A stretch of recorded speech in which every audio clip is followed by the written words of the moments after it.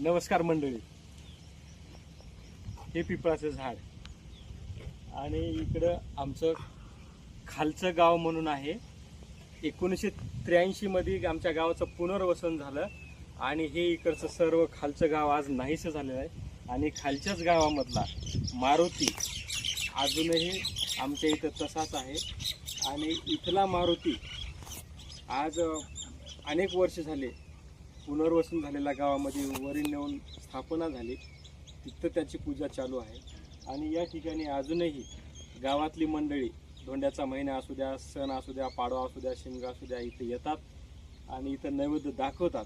त्याच्याच बाजूला एक मौनी महाराज म्हणून महाराजाची समाधी आहे, तिथं सुद्धा गावातल्या लोकांना येणं भागच आहे. असे या जागेचं महत्त्व आहे. आणि मी खास व्हिडिओ यासाठी केला आहे की महाकाय वृक्ष पिंपळाचं झाड. मंडळी, हे झाड या झाडाजवळ जर आलं तर असं वाटते की या झाडाखाली बसलेले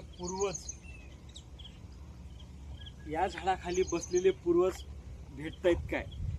असं एकदम थोडंसं डोळे बंद केलं की लगेच असं वाटते फ्लॅशबॅकमध्ये की या झाडाखाली कितीतरी बायलेकी बसल्या असतील.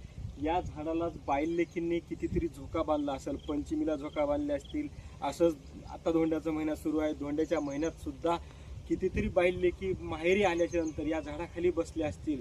निवांत सासरच्या काही गप्पा झाल्या असतील, माहेरच्या गप्पा झाल्या असतील.